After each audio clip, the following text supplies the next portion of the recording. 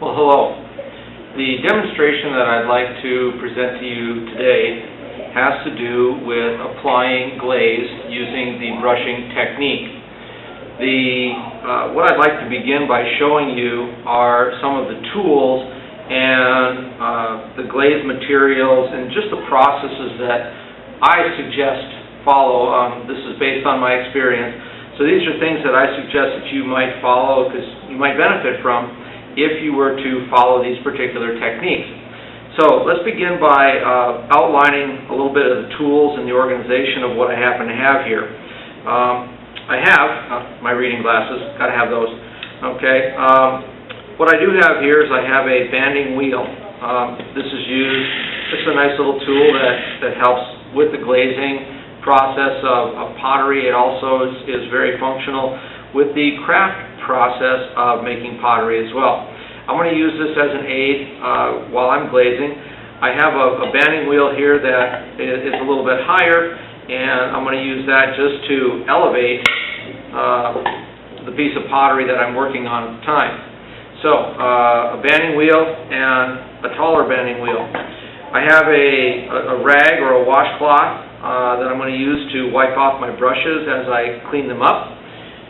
I have a selection of brushes. Let's spread those out on the washcloth so you might be able to see them a little bit better. I'm just creating samples, so I'm not particular on the brushes that I'm using today. I happen to have a half a dozen brushes here. They're all about the same size. Some are a straight edge, while the others are an angled or a chisel point. For what I'm creating today, I'm not really concerned about a specific type or size of brush. I am working in a smaller space, so to that extent a smaller brush is more appropriate. So those are the brushes that I'll be working with today. I have just a table knife, a butter knife. This can be used to stir some glazes. Obviously a nice long blade that will reach down inside of the glaze containers. So that's a stirring implement. I have just a cup here with a little bit of water in it that I'll use to rinse my brushes and clean off my butter knife, my table knife, as I stir glazes. Set that aside, I don't need that right now. I have three various tiles that I've made some marks on. If you see this one, this is just a small sample tile with some texture. I'll apply two different glazes to this. The two different glazes will be separated as I apply them by this line. It's just a red line that I made with a red Sharpie, like so. You could use most anything to create that line. It's just an idea of where you're going to separate the two glazes. The Sharpie burns out during the firing process, so it's not a point of concern at this time. What I've also noted on the back of this tile, I've used a special crayon. This is a particular crayon that's manufactured for use on pots. It will withstand the firing temperatures. So I've used this crayon to write down a code that represents the two particular glazes that I will use on this particular tile. On yet another tile that I have here, this has room for 4 different glazes. In a similar fashion, I've used the crayon, and on the back of the tile I have made some notes of the code number and the name of the 4 particular glazes that I will use on those tiles. And I have one that I've already started, so this has 3 remaining spaces open for 3 additional glazes. I've already glazed 3 different spaces on this tile, and on the back side of this I have also, can you see those? Oh, there we go. Okay, I've made some notes with what glazes those are on there as well. I have some crystals on the front that I didn't want to fall off, so I have those numbers on there. I suppose I can turn them right side up so you can see them properly. There's a number and a code letter that is reflective of the glazes that I've already used. So those particular crystal glazes are here set to the side, so I know that I've already used them, as opposed to the ones over here on my left that I have not yet used. So as I finish off this particular piece, I'm going to set these 2 samples aside. I'm going to bring back my work surface, and I'm going to set up the glazes that I need to use. I need 020, that would be bluebell. I would need 030, that would be autumn leaf, and 042 moss green. So these are the three glazes that I'm going to finish up this particular glaze tile with. What's important with a glaze container is to look at the instructions that are on that glaze container. The glazes that I'm using here for this process, these all happen to be low fire glazes. They are rated, as you can see here on the lid of this jar, they are rated to cone 05. That tells me that they are a low fire glaze. These glazes, because of the jar that they are in, they are also brush on glazes. In another video, we'll deal with glazes that come in a bucket, and there's a different application process. We have glazes that are high fire that are also available in a jar. They would follow the same basic procedure as what we're doing here with these low fire glazes. So you just have to pay attention to what it says on the label for special instructions. Make sure you read that before you start applying glaze. That way you will know if there are any subtleties or unique properties about this glaze that you need to be aware of. For instance, if you had a glaze that contained lead, you would want to make sure that you are not putting that particular glaze on anything that you want to be using for food consumption, such as a plate or a bowl. Glazes, in the case of what I've already used that have crystals, while these are safe, they are not toxic. Okay, they are safe for food containers. However, because of the crystals, it is oftentimes a recommendation by the manufacturer that a crystal glaze is not used on a food container, just because the surface is uneven. But you have to read the special instructions that are on there to know if that is a situation. So, what I'd like to begin with here is the 020 bluebell. As I read the instructions, it says shake and stir well before using.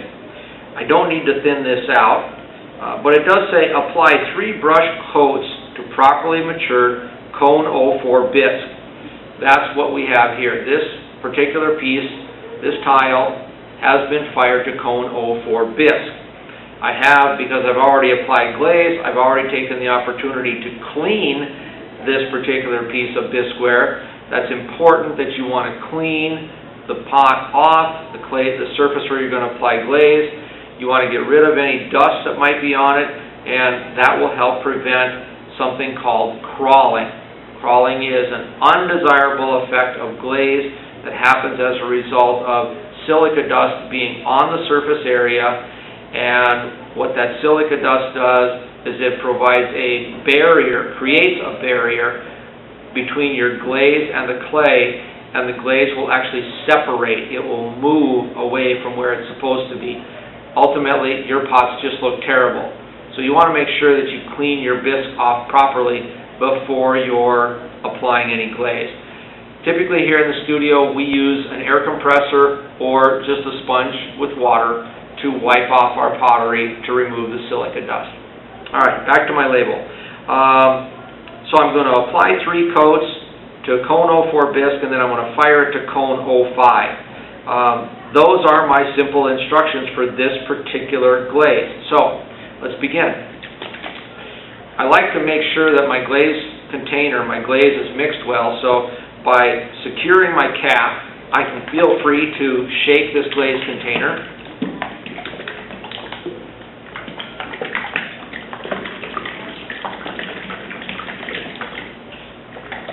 A good rule of thumb that I like to use is just to mix it up for about 30 seconds.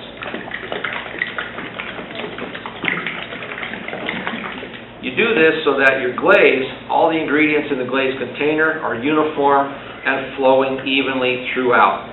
Now, this is a brand new container of glaze that happens to have a foil seal on it, so I'm going to have to remove that.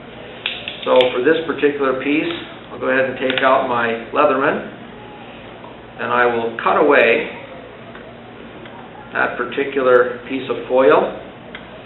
And I'm going to get the glaze off of there so I can use it. I don't want to waste any glaze. glaze happens to cost about $1 an ounce. So it's in your best interest to make use of all that you can. Don't throw anything away when it costs $1 an ounce. Good idea. Good thing coffee is not that expensive. We wouldn't buy it. All right, so I've stirred up my glaze. All right, now I want to bring in, and I'm right-handed, so I like to have my glaze container off to the right-hand side of where it is I'm working. I don't want to be reaching across and trailing glaze over and risk dripping any glaze on where I've already glazed at. So this is 020, this is Bluebell, so I want to make sure that my glaze, there you can see that, I want to put it on this middle space here on the right-hand side of my tile. So as I choose a brush, now just a quick note on brushes. You want to make sure, it's very important that your brush is clean when you start using it. Oftentimes a brush, if it's not cleaned properly, as you flip your thumb or your finger across it, you'll see clay dust, glaze dust coming off of those bristles. And that's not a good thing. That simply means that you're probably contaminating your glaze, and ultimately when you apply it, you're not going to get the result that you desire. So this brush is clean, and now I'm going to just kind of test the glaze a little bit, and I'm going to start applying that on my pot here, on my tile. This is a test tile that I create for use here in the studio, so that as I look for a glaze to put on a pot, I have samples of what my glazes look like.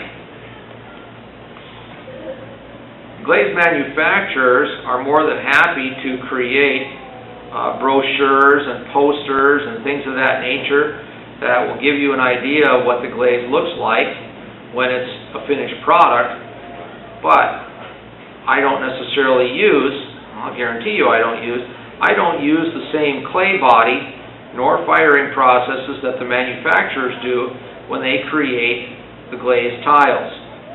Therefore, so that in my studio here, so that I know what the glazes look like on the clay that I am using, I like to create my own samples. It just gives me a much better idea of what each glaze will look like when it comes out of the kiln. So, I've applied a first coat of glaze, so I have what I would call the base coat of Bluebell on this tile. As I allow that to dry a little bit, I now give consideration to changing directions. This is much the same way as you would paint a wall in your home. You don't want to go in the same direction both times with each consecutive coat. You'll notice that as I started, I kind of went from left to right. And I kind of went a little bit all over because of the texture that happens to be on this tile. So with this next coat, I want to go from top to bottom, but if I use my banding wheel and I turn this, I can still again go left to right. I'm going to keep this so I can go top to bottom because I have glaze on that other square. Now what I'd like to do is I'm going to go from top to bottom. And I like to apply my coats of glaze fairly liberally. I don't like to apply a thin coat of glaze. I would much prefer to put on a little bit thicker layer of glaze than to apply a thinner coat of glaze. Simply put, sometimes I can glaze a pot in 2 coats instead of 3 because I use a little bit thicker application when I apply it. And you'll see that my strokes are not just this free-flowing type of thing. Depending upon the glaze, you might have greater success doing that. I have not experienced this glaze before, but this is a very nice glaze to use on a textured surface based upon the sample, I say that. So I just want to make sure that I've got a nice coat of glaze kind of flowing over all the area of that particular tile. And you can see even here I'm just kind of going, I do this by experience. I've applied it from top to bottom, and then I'll just kind of go back over again just to try and even out that coat of glaze while it's still somewhat fresh. As it dries, I won't be able to even that out. Now, obviously too, because of the texture, I'm expecting that there will be more glaze in the recessed area of this texture, and thus on the raised areas there will be less glaze. Now, should I want to have just glaze in the recessed area, I could brush that on, just do one coat, brush it on, knowing that I have glaze in the recessed area, and then I could take just a damp sponge and lightly wipe off the top areas. The top areas, the raised areas, would then be unglazed, whereas the glaze itself would then be in the texture, in the design, in anything that's recessed, because obviously I wouldn't be able to wipe that off. And that would clearly outline or identify the pattern that I have, so that is an option to consider when you're applying glaze. I'm getting ready now to apply that third coat, and with the third coat, I might again consider changing directions. I might now go on an angle, on a diagonal. So I'm just going to choose this, and I like to think about thickening up the glaze. If I start at one point and continue to move away from it, I'm going to thin out the amount of glaze in that space. Whereas if I start a little bit and then I come back, I'm bringing glaze into it, and I tend to thicken it up. This will provide you with a heavier application of glaze as opposed to a thinner application of glaze. So depending upon your familiarity with the material, it might be a good idea for you to practice. Try some samples before you commit glaze to a particular pot that you need to rely upon for a show or for sale, or in my case, since I'm a school teacher, for my students to rely upon for a grade. It'd be a good idea to experiment a little bit and see what kind of a results you can get with just different processes or techniques when you're applying a glaze. So, based on experience, I can see that I've applied 3 decent coats of glaze to that little square, and so I think at that point I'm gonna call that good for that demonstration. And that, in a nutshell, is how to apply glaze using the brushing method. Thanks for watching.